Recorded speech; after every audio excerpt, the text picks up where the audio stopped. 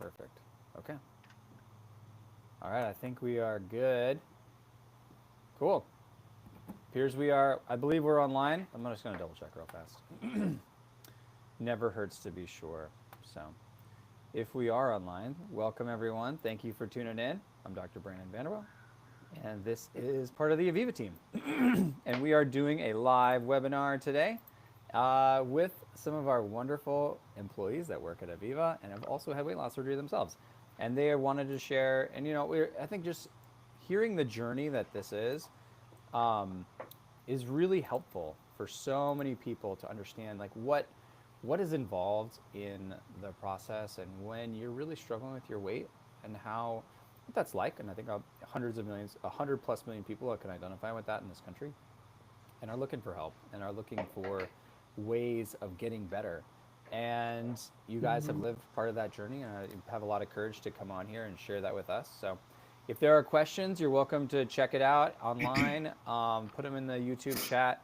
And I promise one of these days I will figure out my Instagram chat back again, my Instagram live, and maybe one day even TikTok. It'll be crazy. Yeah, so. But yeah, okay. So if we just want to start with maybe Sunny, just kind of introduce yourself a little bit. How long you've been at Aviva, when you had your procedure, something like that. So my name is Sunny, and I had a gastric sleeve October of 2018, and I have been with Aviva for 9.5 years. Wow. And I was a patient in medical weight loss before I was an employee. Trish. I'm Trish, and I'm a BPC, a bariatric pathway coordinator here at Aviva. I've been here for almost 5 years. I had a lap band in 2005, and I worked in bariatrics since 2002. So I was really successful with my band for a long time, and then it quit working. And a year and a half ago, Dr. Vanderwell took my band out and converted me to a sleeve. So I'm extremely happy with that scenario. Cool. Hi, Thank you for sharing. I'm Cindy. I'm a medical assistant here at Aviva.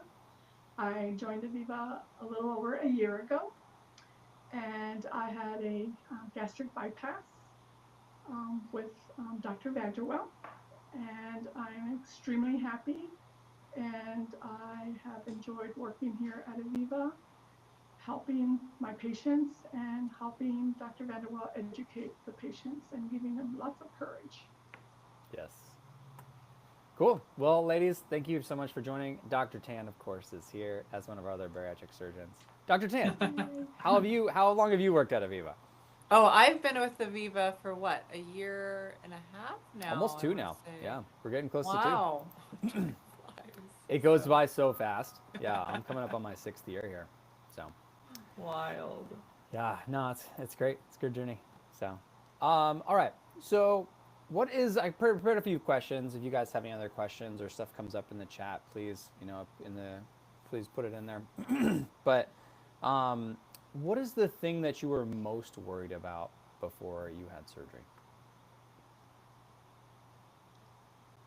For me, it was not being successful, trying so many diets, so many things out there, anywhere from the names of, the name brands, Jenny Craig, Weight Watchers, blah, blah, blah, to the recipes, grapefruit diets, pills, shots, different things like that. I was investing my money and time, and my insurance not paying for the surgery, being a single parent, 2 small children. I was so scared that I wasn't gonna be successful again. Yeah. That was my biggest concern too. Here's one more thing, and I worked at the practice that did my lap band. So what if I failed? It would, I would not. It wouldn't look good for everybody. Yeah, takes a lot of courage.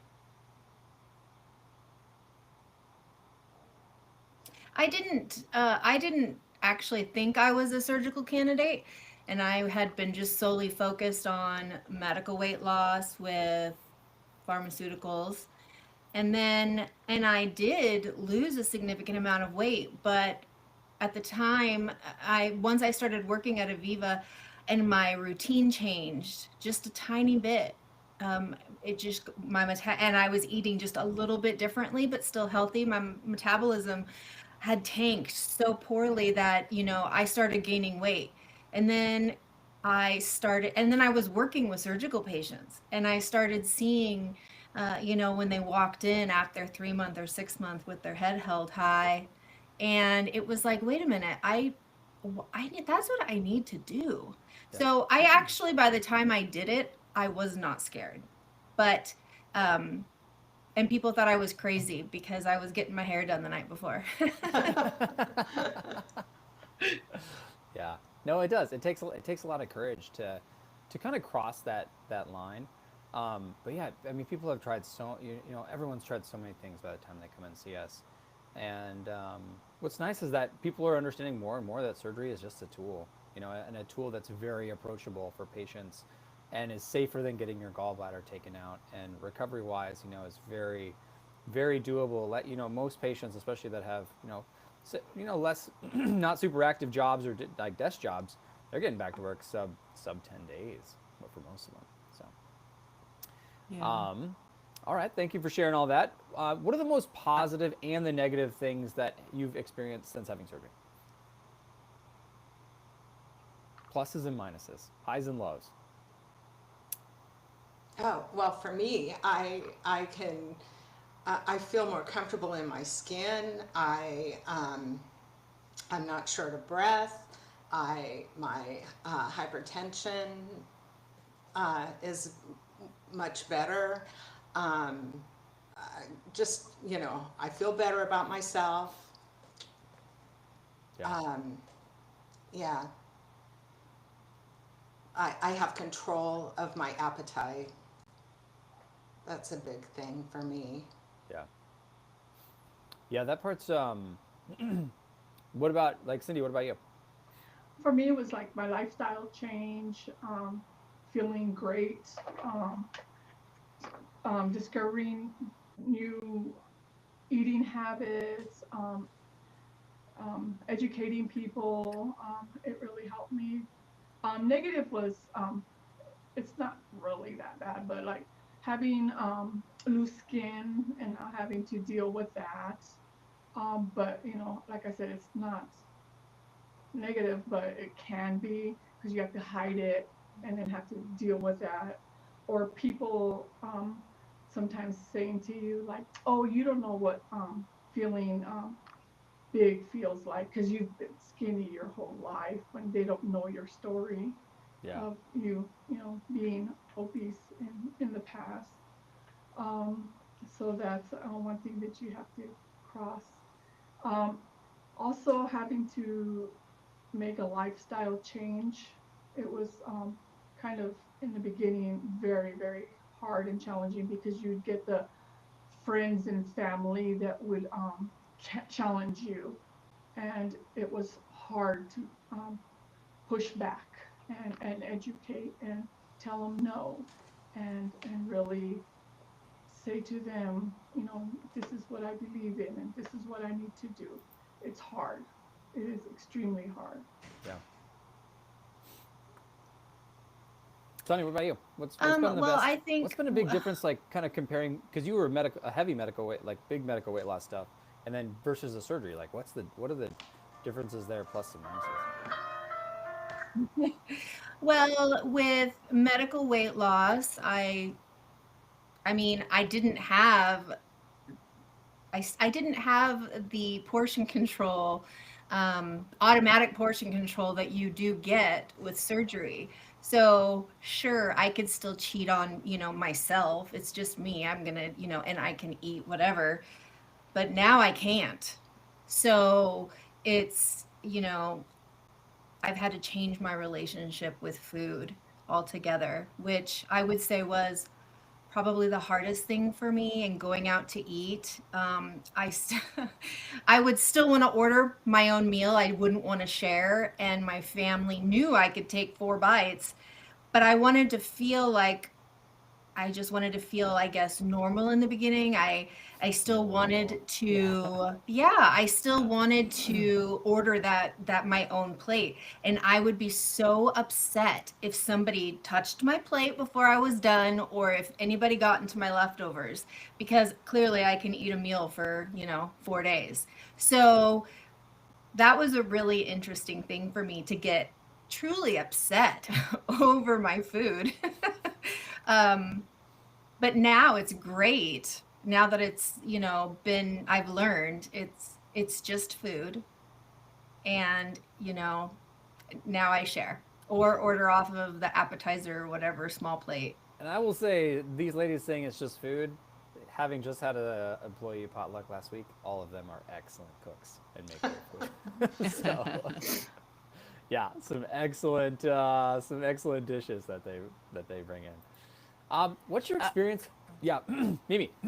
Any surprises after surgery? Yeah. I feel like, Cindy, what you said, a lot of those interpersonal relationships, getting comments, or, like, I feel like that is often surprising to patients afterwards. But was there anything else that kind of surprised you, and how did you manage that or handle that?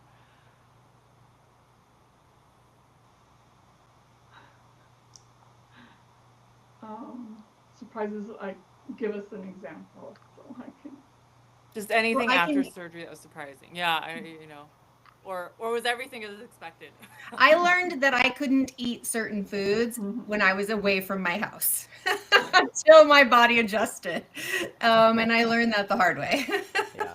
How long did that last? Like, because there are certain foods for definitely I mean, in my experience, what I hear from patients, mostly months, where they're like, yeah, this food just doesn't sit very well, and I just do not feel good, and I am not adventurous for the first few months when I go out afterwards. But then, long-term wise, I would say, in my experience, from hearing from other people, that it's not that way. But No, it's not that way. Like, for instance, like ice cream or anything that was, or like yogurt, frozen yogurt. I just, yeah, no, did not adjust. It was bad. So I had to stop. I stopped eating it. And over time now I don't even really, I can have a couple bites. It does not have any effect on me, but that was like surprising how different my body responded to some of the foods that I had been used to eating. yeah. Well, my daughter had the lap sleeve 2 years, I think, before I did. And she was not quite sticking to some of the plans that her provider and her nutritionist had gone over. And she had the dumping syndrome where, she overate. And I used to say to her, you're not supposed to do that, blah, blah, blah, blah. And I'm not going to do that when I have my surgery, yada, yada.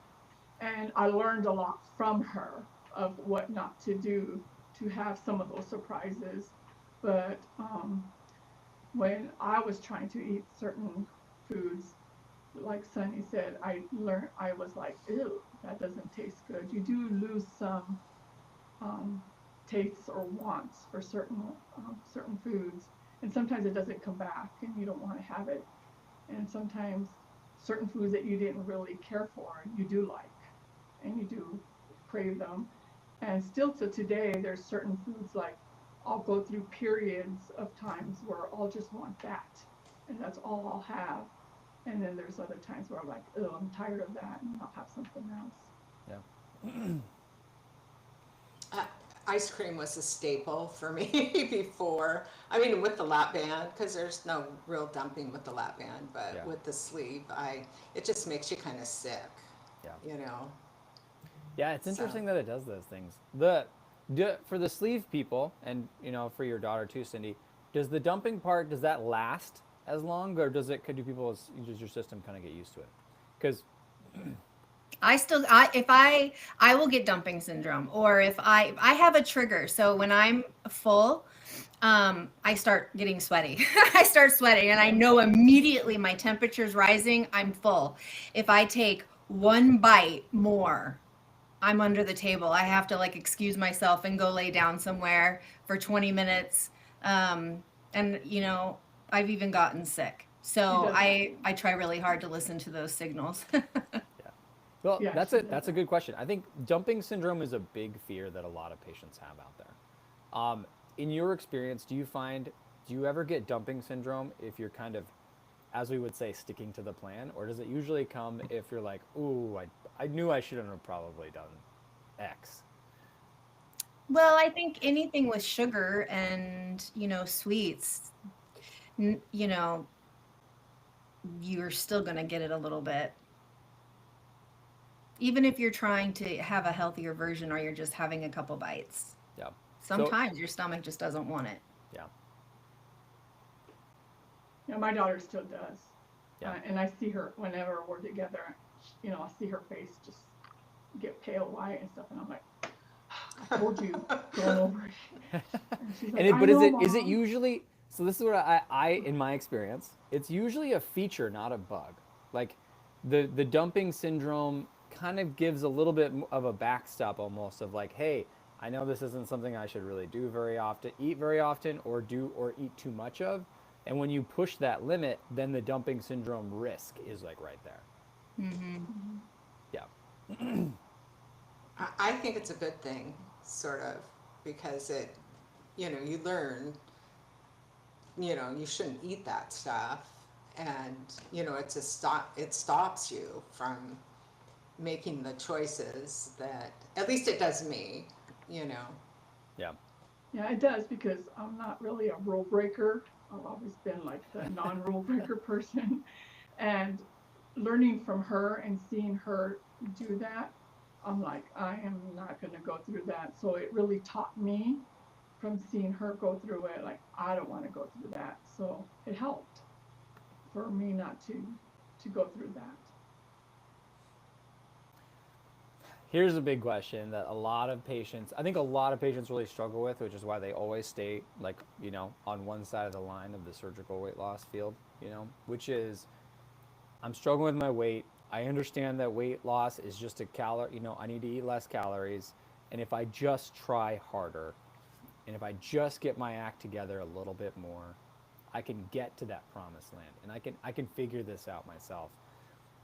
Versus the what is that experience between like the you tried really hard before having a procedure and after a procedure where you're like, oh, I still have to put the work in here, but now how does the procedure make this doable now? It took away my head, my messages in my head, you know. Um, uh, I don't have something talking to me all the time, that, oh yeah, I've got this, I've got these chips or, there's that gallon well, maybe not a gallon, but, the ice cream in the freezer, or I'm going to make cupcakes or, all those, that dims, that goes away. So, that's what really helped me to and you know yeah, that made it much easier. I don't know if that answered your question, but Yeah, that's you it. know This is the way I describe it to patients, and tell me if this has been your experience too, which is right now you feel like your biology, you're fighting this, your decisions, the behaviors that you do, you're fighting this uphill battle against yeah, your biology. And then after you change that biology with something like a surgery, all of a sudden it changes that uphill battle into a downhill battle, and you're working with your biology instead of against it. yeah. And here's this wonderful tool that's out there, and it just amazes me that people think you can eat less and exercise more, and that's going to work for you. Um, that biology drives you.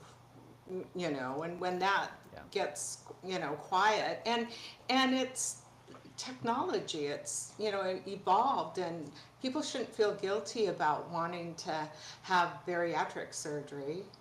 um, that's the easy way out. I hear that all the time. Yeah. Oh, I can do it on my own. I don't need that. But, with a lot of my family, I'm trying to convince to Yeah. come in. Well, that messaging is so powerful, like we've just lived with that in our society Yeah. for so long. There's so much stigma. Yeah. How long did it take from thinking about surgery to actually going into surgery? Because, a lot of people take years of thinking about Well, it. it took me a long time to have my band out. I mean, that was huge. That was a huge decision for me. And once again, I failed at it. I have this, but I work it. I'm here every day. Since 2002, basically, Yeah. I've seen it all. I've heard all the stories, and I don't know why I, thought I was different, or that it's there to help you. And yeah, it was the best decision I made but it took me a long time. Once I said I was doing it, I talked to the surgeon, I did my bod pod, and about 3 weeks later, I had my surgery. And I was back to work in 3 days. So taking the elevator upstairs, I wanted it. I made the decision. It's my A-type personality. I didn't, want to overthink it, because I see it work for people every day, and I wanted to be a part of that. For me, it took a long time because my insurance didn't pay for it. And for those people out there that are, that insurance doesn't cover, it's struggling and it's hard. But you know what? I regret not having it done earlier, because if you really think about it, anybody that's out there that's listening to this and feel the same way that I do, if you spend all this money like I did on all these programs, from, buy here, buy there, pay this, pay that, Facebook, oh, try this gel, this pill, this shot, whatever it is that's out there that I've already been there, done that. If you would have saved all that money, and I would have added up all that money in a year or two, I would have saved that money and had this surgery done back then. I would have done it in a heartbeat, because it was worth it and it really helped me. And I mean, that's the regret that I have, that I should have done this sooner and been healthier sooner.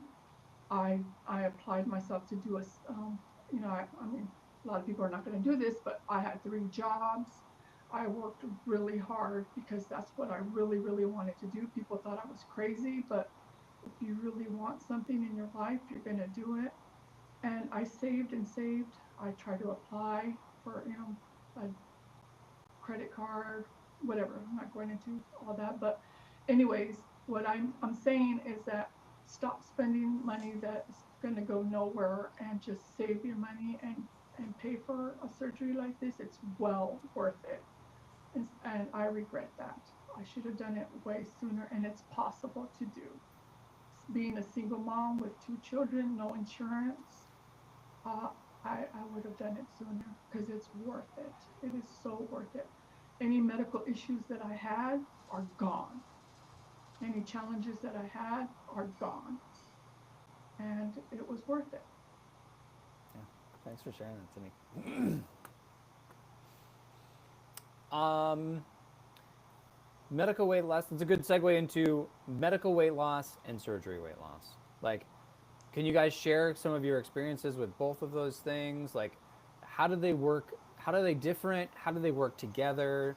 What are your thoughts? What's your experiences? I know I was on phentermine for a few years before I had surgery, and I thought, well, this will be my chance to get off of phentermine, and with the surgery. And then after about 3 weeks, I remember going into one of the doctor's offices and saying, I need something again, because that habit hunger was still there. Yeah. Even though maybe I wasn't as hungry, but my habits, my emotional eating, the whole mental aspect of it was still there, and I still needed that help. So I still take phentermine with having a sleeve. And, you know, I think that that's just what works best for me. Yeah. I think a lot of people feel that doing medical weight loss after surgery is, you know, like is failing, which I think is really sad because all these things are just tools. And I think the more that people figure out like, hey, these are the tools that help me get on with my life and live my life the best that it can. I think, you know, in our practice, at least we're really, really embracing that now. So yeah, thanks for sharing that, Cindy. Sunny. I think it helped me for my last couple of pounds to get down to my goal weight because I had that plateau Yeah. for a while. And I thought, well, you know what? I'm going to try it and go for it. And it really boosted my metabolism to go down further to where I wanted to go. I'm at my goal weight, maybe a little bit under my goal weight. And it really helped me to get to where I wanted to go because you do get to a plateau. Yeah. And then that's where you stop. And Cindy, you lost a staggering amount of weight. Yes. Yes. A little over 200 pounds. Yeah, I mean that's exceptional. Yeah, I actually just got along that lines. I just got a message from Betty, our PA, today, saying one of our patients who's been in our practice for probably, you know, I think somewhere between 3 and 5 years, lost 100 plus pounds, but still like trying to get under that 200-pound level. Finally broke under it today. Oh, wonderful. You know, just on her visit today with, you know, and she's been doing medical weight loss with our PA. And it's just these tools work together so well. They work together so well. And I think people really don't understand that the medications on their own, they're just not good enough. Surgery is really good. Medications are sometimes really good for people, but usually they're not good enough. But surgery is usually like it's very strong, but with a little bit of extra medication, that is the future. That is the promised land. And so I don't know. I've never been more optimistic as a bariatric surgeon, seeing people's lives changed and seeing them consistently feel like they're empowered to be on top of like their body's natural, like, you know, incredible drive for hunger, which is a very good survival tool for most of human history. But 21st century, we just, you know, it needs to be a little differently. And we can, I feel like we finally have tools to help us. So I think one thing that is worth mentioning, the benefits of staying in contact and working with your providers after surgery, because you're losing weight so fast that other things are changing. And I remember going in and telling my provider that, oh my gosh, I'm crying all the time, all of a sudden. And I don't even know what I'm crying about. And I just, my emotions went all over the place. And he says, well, you know, we need to modify your antidepressants or your anxiety meds because your body has changed and you've lost so much weight. And so it's really important, but you know, if you take those types of prescriptions, to be mindful of the fact that you're going to, it's going to change. Your hormones are going to change. Everything changes with the weight loss for the better. But that also means being really aware of what you were taking before and making sure you're still getting the correct dose to have the best quality of life. Yeah, like a lot of medications do need adjusting. Hey, just realized we had a question come in on and a comment from Jessica. As someone who drinks liquids a lot when I'm having a meal or eating because I sometimes get food caught in my throat, how was the transition with not being able to have liquids when you eat? So that's a great question. Jessica, as a surgeon, I would say if you're struggling with like feeling like food gets stuck while you're having to drink to get it down, that should probably be checked out. But the other point there that I think we're making is what was it been like to really separate the active eating with a lot of drinking around the time of eating? Well, you're going to fill up either way, whether you're eating or you're drinking. So you learn that you want to eat. And so it's okay. It's fine. It's fine to stop that 20 minutes before, and you're full. So you don't want to guzzle down a bunch of water because you're at capacity. Yeah, it's the reason that we tell people not eat and drink is it's just a volume issue. Like that, your stomach is just so much smaller afterwards. And really, this is about the size stomach that most people in the 21st century would live an amazing life with. Like, really believe this is their 21st century stomach sizes.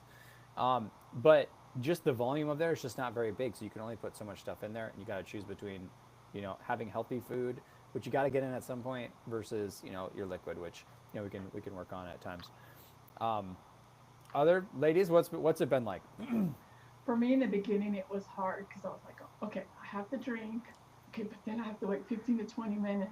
Then I can eat if I wanted to. And then I'm like, okay, then I could eat, but then I want to wait half hour to 45 minutes. Then I can drink. That was really hard in the beginning.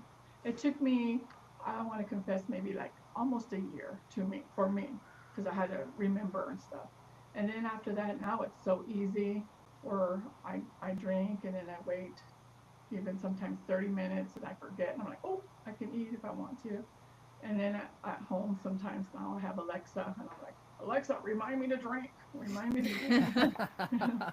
But yeah, now it comes natural, but it does take that habit of developing. And then in the beginning, I was scared because I was like she says, eating and then maybe something getting stuck, but it was like slowing down to chew, picking smaller bites of meat because we're so used to eating so fast and eating bigger portions of meat because we're so hungry, we want to eat so much and get it all in really quick, especially like if we only have 15-20 minutes for lunch at work or something, so we're so used to eating really fast.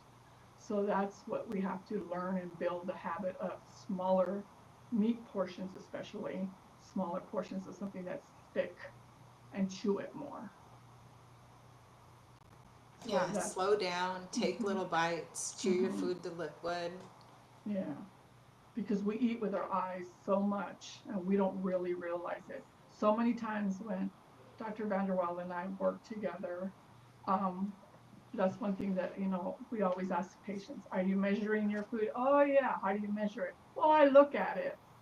And we want measurements as in cup portions. Yes, we do. Every time I talk about it. Yeah, Jessica, I think it's a really big question a lot of people have, and I think another question alongside this one, which I'd love to hear your lady's opinion of, is when patients are really worried about, like, after surgery, what if I'm really thirsty, or if I'm dehydrated, it's hot out, or I'm like, maybe I get into running and I'm running a half marathon or something. Am I going to be able to stay hydrated? How much, when you're thirsty and you haven't eaten anything recently, like, how much water can you drink at a time in a go? I can drink a satisfying amount. And I do remember having that fear because you had to take tiny sips for so long. And I just wanted to guzzle down some water. So I ate a lot of ice. But now, I feel I can drink enough that my thirst is quenched. How much can you drink at a time? Is it like a cup? Like a Yeah, glass? cup. Can you do a glass in a sitting? Yeah. Yeah. I can't. I just take little sips all day, I have my big cup. I don't have it with me today. And I just sip throughout the day. So, but drinking water is one of the hardest things. You really have to work at getting all your fluid in. Yeah. And I also learned to drink stuff that had a lot of electrolytes in it, so I wouldn't dehydrate, because I'm more like Trish, little sips at a time. I couldn't get it all in, so I looked for stuff that had more electrolytes in it so I wouldn't dehydrate. On hot days, or like if you're active and you're like, you get thirsty, what do you do? Drink something that has electrolytes in it, or cold water, or chew on ice. That really helped me. Water with lemons. There's LMNT or something. There's all this powdered stuff to add to, your water. Yeah. I can probably drink maybe 3 ounces at a time, maybe. Yeah. Have you ever gotten too dehydrated or felt like that's limited you in your activity? No. I've been dehydrated. And I can always tell because I get thirsty, that's the sign. And I think, oh my gosh, I need to drink something. So that's, you really have to work at it.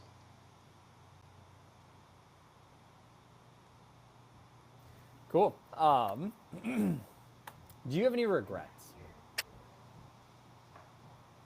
Not getting the surgery done sooner. Yeah. No. Yeah, no regrets, none at all. And in fact, before I had my surgery, there's a patient of ours that had a lot of complications, and she had to have a lot of surgeries following up. And even in her situation, she says, I would still do it again.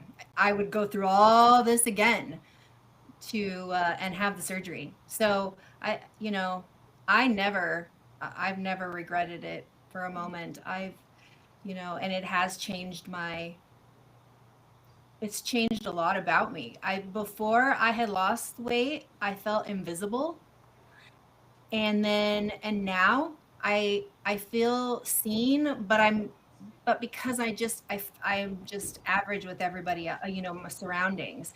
And I'm sure that was just a me issue, but being able to go shopping and buy a size off the rack and not have to try it on, or just things that made me feel like I was like my friends I was with, I felt seen. So yeah, no regrets at all. Awesome. Anything you do differently?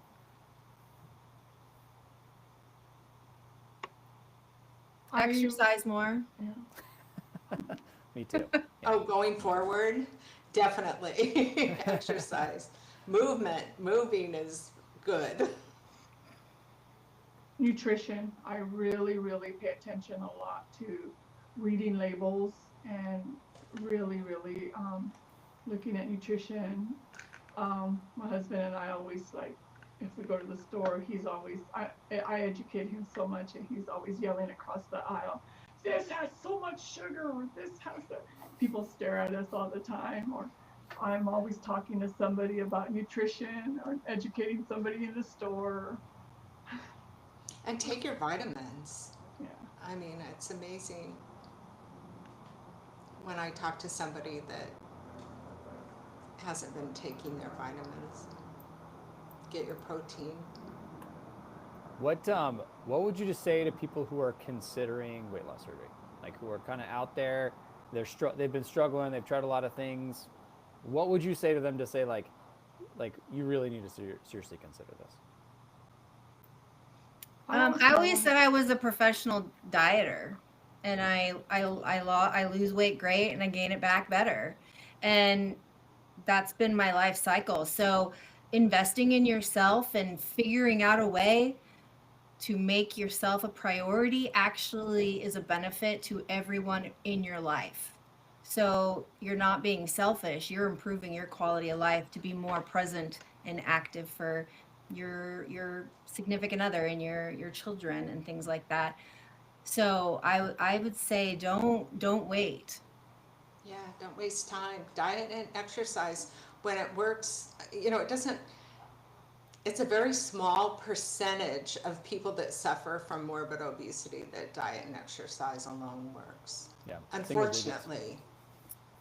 Low single digits. Yeah. I always tell them my life story, and then I tell them about my family story of obesity and how the tragedies of my family, of what's happened, and I tell them not to wait to have it done, and where I work and encourage them, and they do it. It's important to live a good life. Yeah. If you have diabetes, you take insulin. If you suffer from obesity, get bariatric surgery. Yeah. Yeah. Now, what's crazy too, medication-wise, is that we do see that even the medications like, Zepbound, Manjaro are the best, injectable medications we've ever seen. But even that, like, we're seeing the long term, like, successfully, number one, getting to the goal that you need, losing as much weight as you need to, doesn't happen to the majority of people. It's the minority of people that lose the amount of weight that they need to, and the minority of that are able to maintain it without the medication.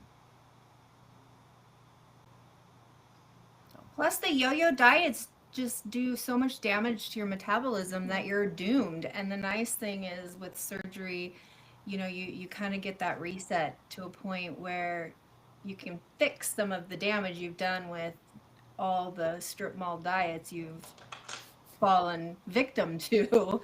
And so it's once your metabolism is just sleeping, you're kind of doomed. You can't lose that weight. And I think what's important as well is once you have your surgery, is very, very, very important is to follow your provider, continue seeing your provider and your nutritionist. It's important to not stop.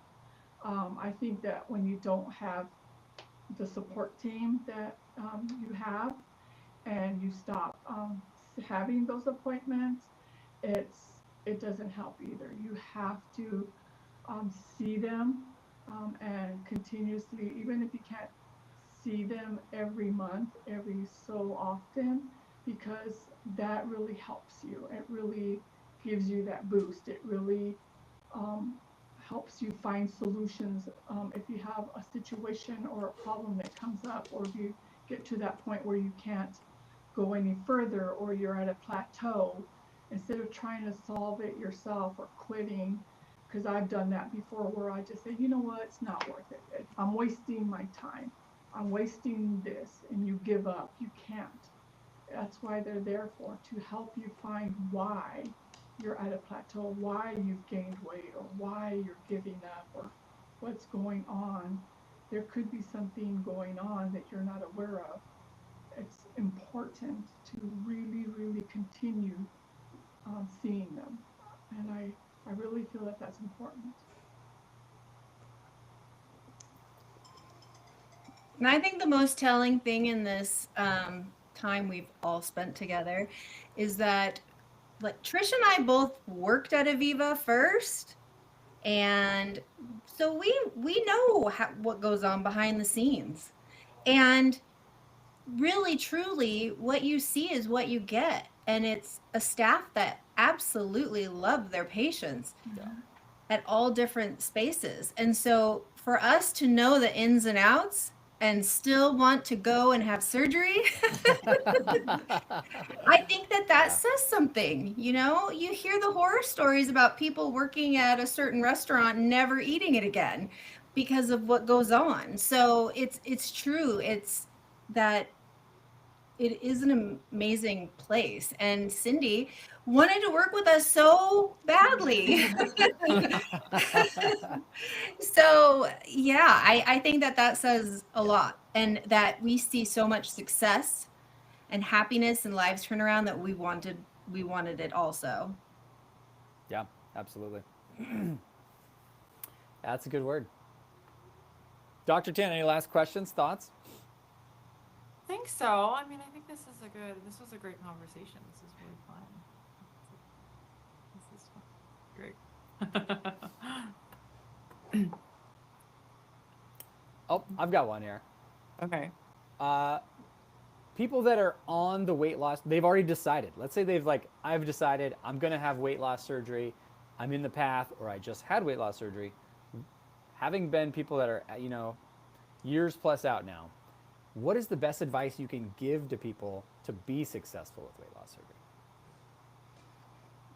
I think for me,